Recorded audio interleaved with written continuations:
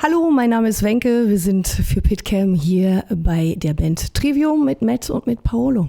The fans can't wait to release your 8th album, The Sin and the Sentence, on October the 20th. So the Screaming Matt is going to return. How do you feel about it? I'm back, baby. Yeah, it's good to be back. Silence didn't have it for two reasons. It didn't have it because A, we felt like it didn't quite need it. We could have put it on there from Corey or something, because at the time I hadn't been able to scream again, because I blew my voice out 2.5, 3 years ago at the end of the Vengeance Falls cycle, and to rebuild it and rework at it. But thankfully it's back. It's a piece of cake. It was great. Sounds good on the record. We're happy about it. So your band is really one of a kind. You always change the music. In the last album, you said you didn't scream anymore because of your vocal cords. How can you explain to the fans? Because of the last album, it was really quiet. You were singing. It was beautiful, by the way. But the thing is, you're shouting again. Did you already have good and bad reactions of the two first singles? The thing with Trivium is we've always done the kind of music we felt like we needed to do at that time. We never are trying to write to a quota or to a person or to a fan base of any kind of specific thing. We're always trying to make what we want to hear as fans of music and fans of metal, and that's what we did again with The Sin and the Sentence. And I feel The Sin and the Sentence has ingredients of everything that Trivium is and everything that's great about Trivium. While Silence, I think, has some of the biggest and best hooks and some of the best singing we've ever had. We have done records like that before. The Crusade had pretty much no screaming whatsoever. I think maybe 2 words were screamed on that record. And with The Sin and the Sentence, we just made what we felt like we wanted to make. Yeah, there's really not that much screaming. I think it's a little deceptive just because we had an album that didn't have any, and then it's like kind of made the return on this record, but we made it really a conscious effort not to just overdo it.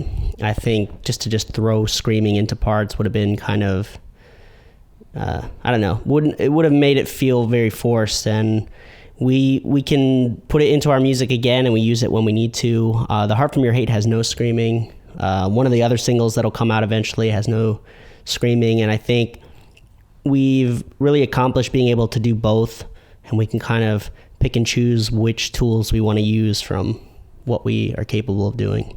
Matt, like you said before, you had problems with your voice.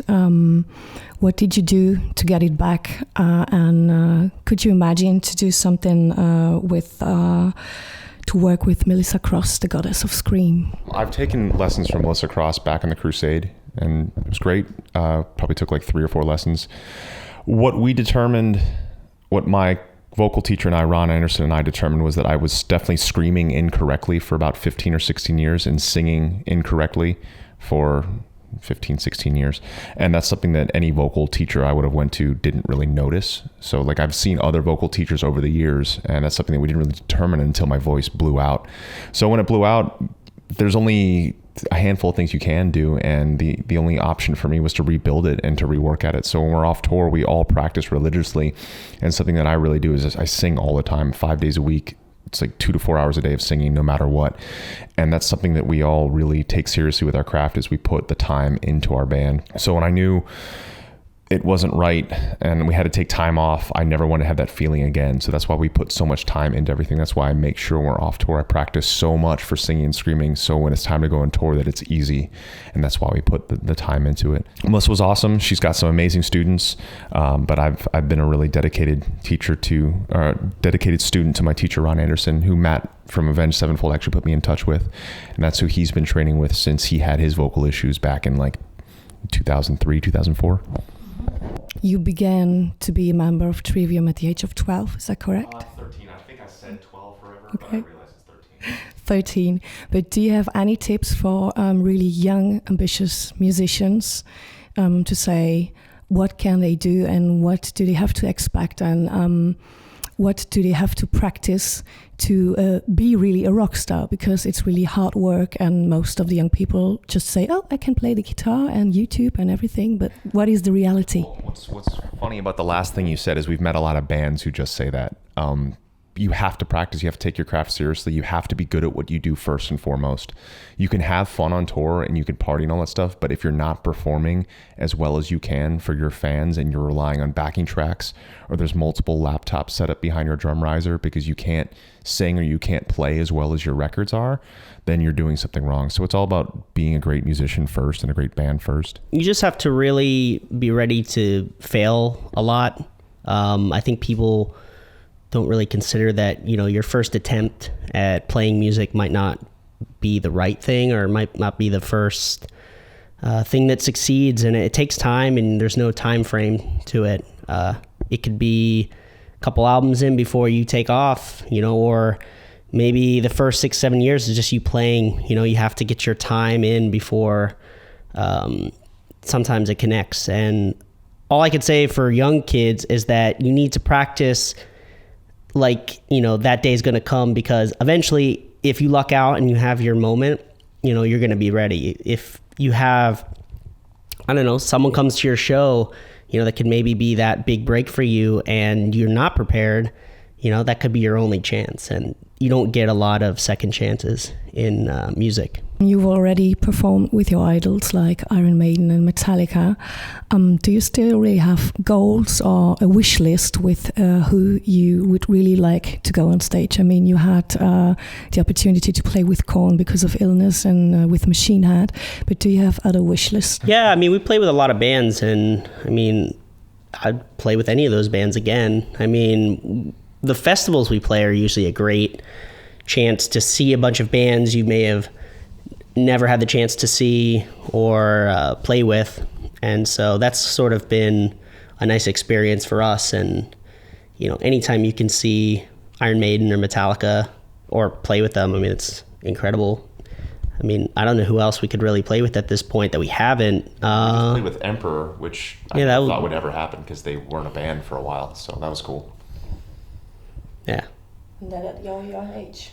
Really? Yeah, we really knocked out a lot of that stuff early on. Now it's just I just want to play the best music, write the best music, have fun, see where it goes from there. You can't put an exact, figure on where you could be in 5 years. We'll just write the music and see what happens. Did you get tips from your idols like Metallica and Iron Maiden when you were on tour with them? Did you get to meet them and talk to them? Iron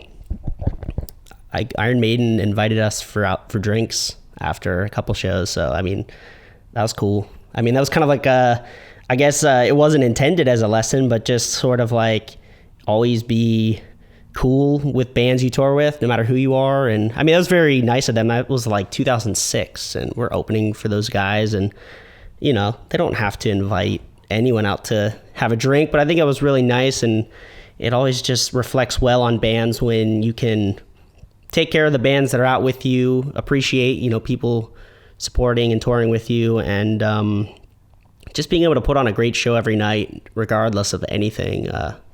We watched them every night, and it was perfect. Their crew, the band, everything operated like a machine. It was awesome. Matt, you did a really beautiful cover of a Linkin Park song in acoustic. I think it was very personal for you. What could you say to teenagers who are struggling from depression? The biggest thing with depression or with anything of the mind is people need to realize that it's not just in their head. It's not fake. It is okay to have those feelings, but you have to work at those things. You have to be willing to first recognize it and then be willing to do something about it. Because I feel like a lot of people are always pushing how much to take care of their bodies. All these people on Instagram always post about their workouts, and it just as important as it is to take care of your body, it is to take care of your mind.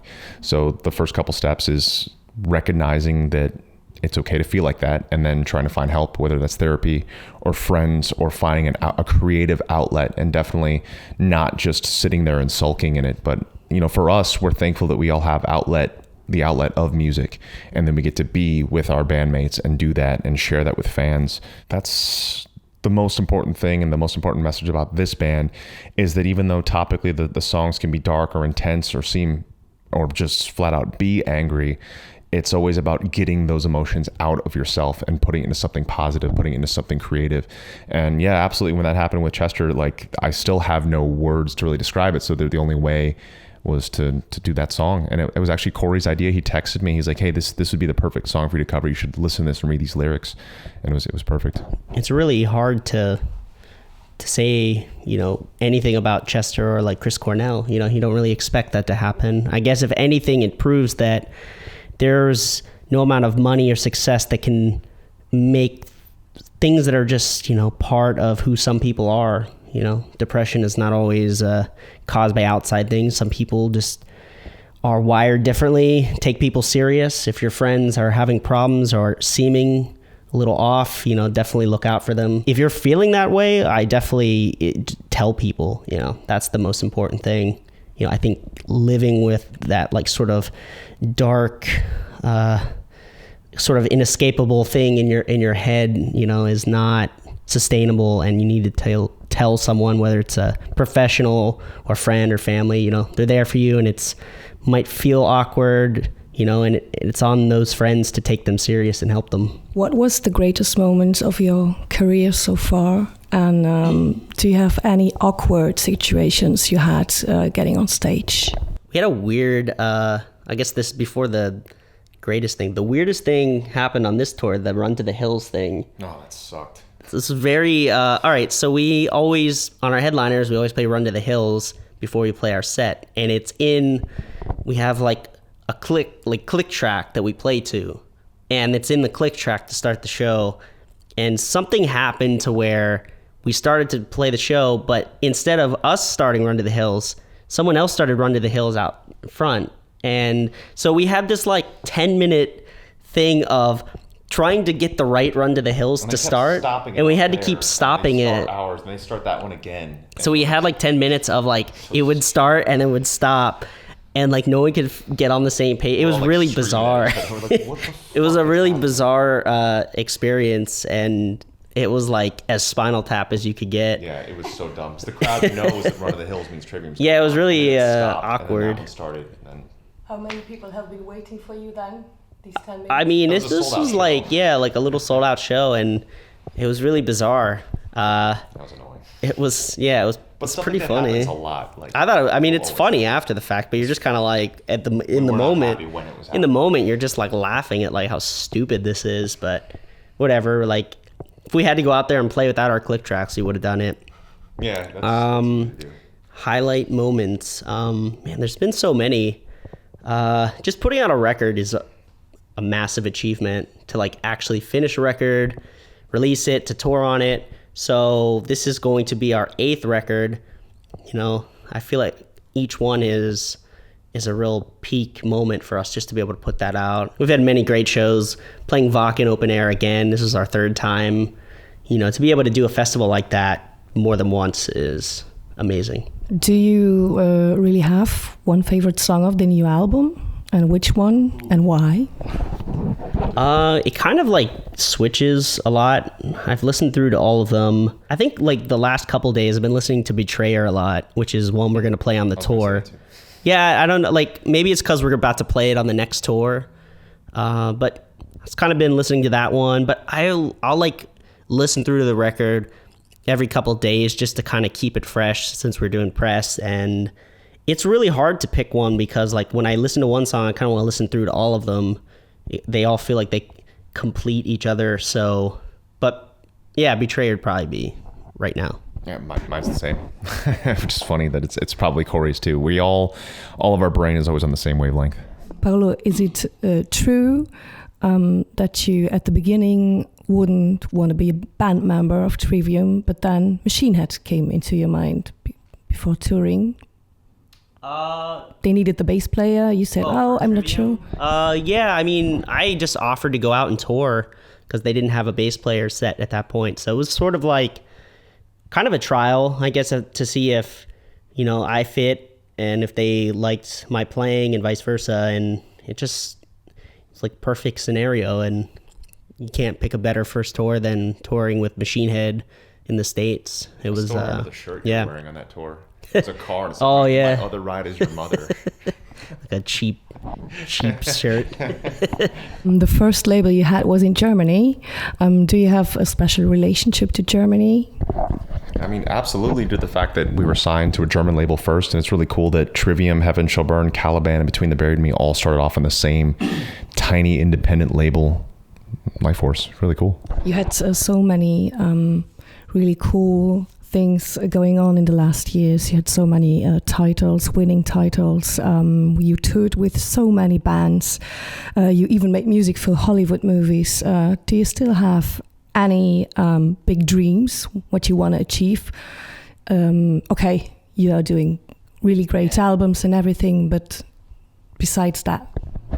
Ever since the beginning, I feel like when we were all 13 years old and all decided to start music, we all had dreams of being the kind of band that can play gigantic shows. And it still is a goal of all of ours to become a band that can make a significant dent on music. And I still would like to be a band that can headline stadiums someday on our own, have more pyro than Rammstein and more lights than Nine Inch Nails, and have a plane or two like Iron Maiden.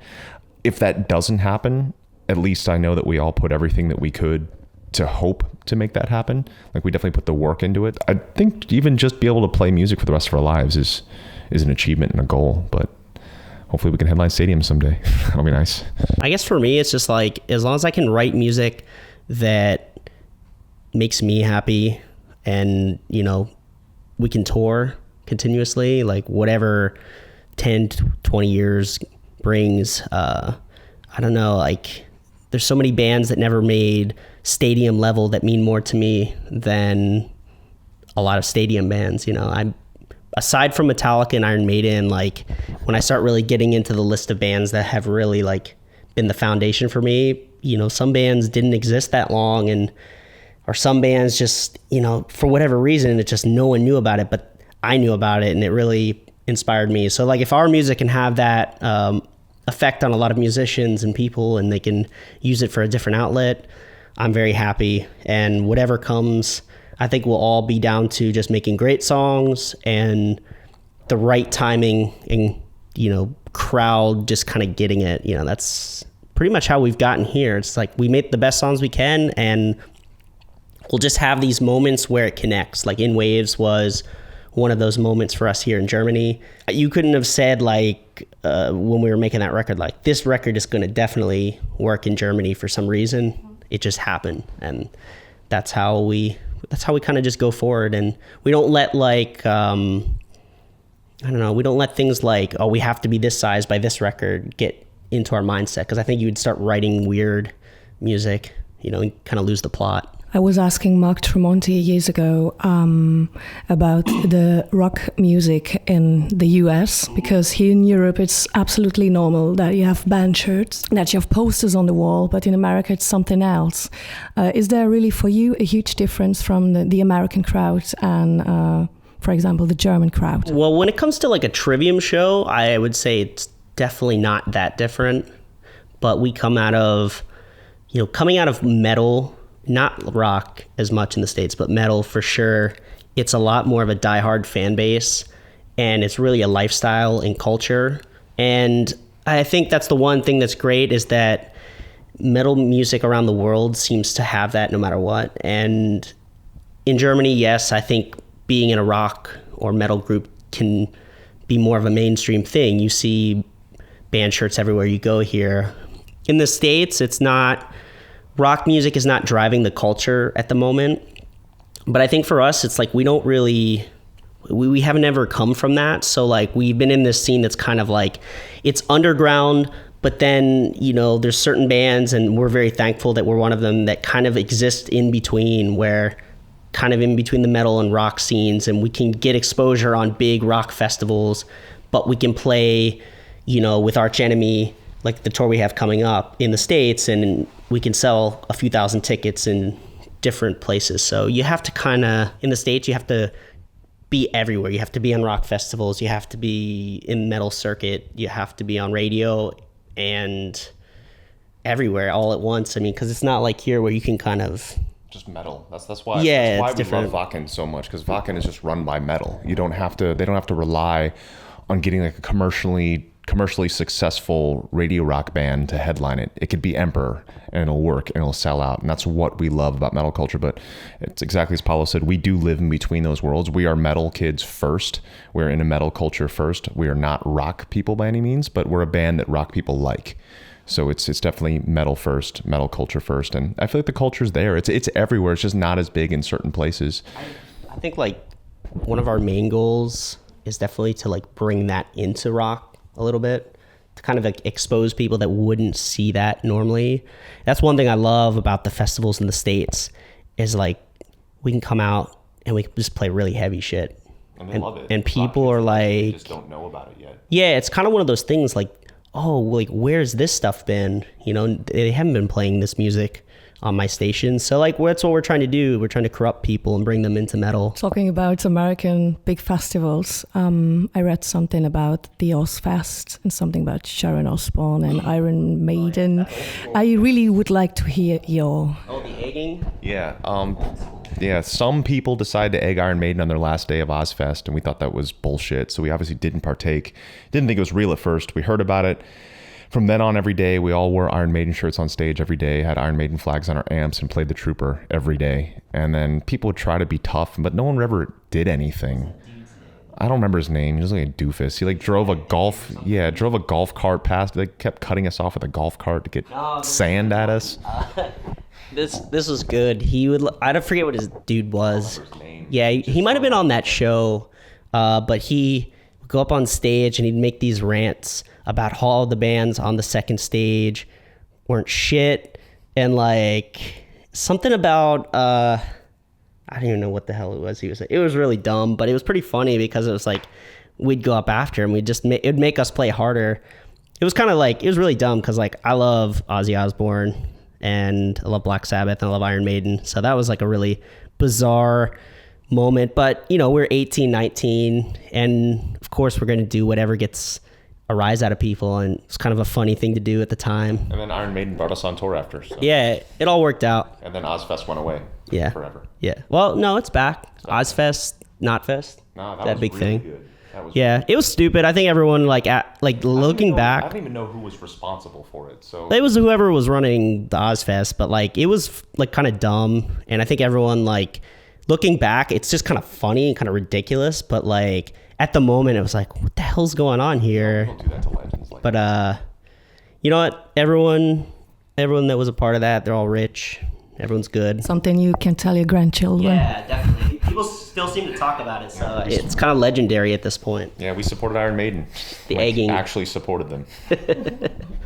Then I have some few fan questions, if that's okay for you. How did the cooperation with the German band Any Given Time happen, and who wrote the song?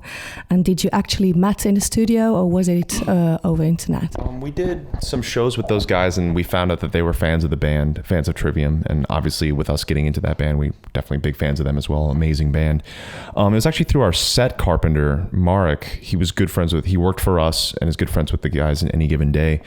So I got in touch with them, and they just asked if I'd be down to do a cameo. They wrote the song, they wrote the part, and they asked me if I would do it. Yeah, we brought them on like a mini tour. I recorded the vocals at my house in Florida, sent it to them, and then did the video with them together in Germany. Is there any Trivium song you really have to concentrate playing it live? Not just from this album, but let's begin with the new album. And which one is your most tricky one when you perform on stage? From the new record, or? First of all, from the new record, and then from all the songs. We haven't played all the new ones with like the final versions, like the ones we recorded, but playing through most of them, probably Beyond Oblivion's going to be a pretty tricky one at first, but I think it'll be pretty easy after a few shows. Some of the songs on Crusade are actually really hard. I think it's because we didn't rehearse a lot of the songs before we recorded. And so we went in, made the beginner mistake of like, well, we'll just do it in the studio and learn it after. And there's a couple parts, like Ignition is pretty tricky at points, and vocally there's some tricky stuff to kind of pull off while you're playing. And that was, anytime we play stuff off that record, it usually feels like, oh, all right, we didn't think this one through. Are you still nervous before you play a song the first time? The only time I'm worried is if there's like a technical difficulty, and it's thankfully very rare. But even when that happens, we're really like good under pressure. Like if something happens, we try to make it seem as if nothing is wrong, you know, because like people don't care. People like what we hear that might sound weird, like out front, no one would ever tell. So we just kind of play through stuff, and like I think in the moment people don't care about that kind of stuff. It's only like when you're recorded on YouTube and people can watch forever, that's like a bummer. But like mess ups happen, you know. I think it's funny when bands like mess up. I like to see the reaction, because when a band just laughs it off, it's like it's great. Yeah, we've messed up a lot and laughed at it a lot on stage. So we watched when Metallica was doing that the fan requested set. We did Rock 'em Ring, and they had to start Injustice for All over twice, and it was like almost, because they got like far into the second one. They got like 3 or 4 minutes in. I was there. And I was like laughing, because I'm like, what if this happens again? Like I was just thinking, like I started getting nervous myself. Yeah. I felt like everyone was nervous, and like, but then they got through it on the 3rd try. But I was just like, it happens, you know. Like this is the biggest band in the world, and I think it's awesome because it's like obviously they're not playing to tracks. They're human beings, and shit happens, but like they're having fun with it. And for us, it's like you just gotta like wing it. You gotta have fun. You can't. I don't like when bands get serious, when dudes start like kicking monitors off the stage. That's ridiculous. Is there any chance for a Trivium acoustic album? Anytime? Acoustic? I don't know. Like I could see us maybe if like there was an event where we played some acoustic stuff, but we always talk about it because a lot of radio stations want us to play acoustic, and a lot of our songs are just not. They do not go into acoustic songs well. Yeah, well, I've tried some. We have a few. Yeah, it's better full band. I think we could do old songs. Some of them, like a couple of the new ones on the new record. You could probably do, but also a lot of what makes us who we are is just the aggression and the intensity. Mm-hmm. And I don't know. Sometimes I watch acoustic performances, like unless it's really like done well, it's all mic'd up and it looks cool. Like can look very cheesy, really quick. So we're always kind of like hesitant at first, but we'll do it here and there. Matt, you are often seen as an internet meme. Do you have any favorite one of yourself? Well, I love that there's a dedicated account, and I got to meet him, Trivium Memes, the actual Instagram account. He's super nice, and he's actually one of my Twitch stream moderators. So I also like do video game streaming, so he's one of my main moderators actually, which is really cool. We love that stuff. I mean, we're a serious band on stage. We put serious energy into making our music in the studio and playing the shows, but we always remind ourselves, remind our fans that we are just normal people. We're the same geeks as everyone else is. We're just like metalheads who like to goof off when it's the appropriate time to goof off. So yeah, we love the memes. I love those things. And anyone that is like a Twitch subscriber or a follower on my channel, like all the emojis are all my face from like ugly faces I made on stage. So you can use those as like emojis. Is it true that your grandmother from your father's side is from Germany? I think what happened is my grandma told us all this when we were younger, and then we did like the genetic 23andMe and found out they were slightly incorrect. We all, I think Paul and I both did, he did Ancestry, I did 23andMe. I'm 51% Japanese, like 36 or 37% Irish, and then Northern European. So Northern European could have some of the areas around here. But yeah, grandparents and parents seem to always mess that up. Corey has great grandparents that came over on the Mayflower, which I definitely believe, you know, they're hardcore Mainers up there. Yeah. If you could ask any question, just one question to Donald Trump, what would it be? Oh man, who the hell does your hair? And how long does it take? What kind of ketchup do you eat on your steak? Thumbs up. Thank you very much.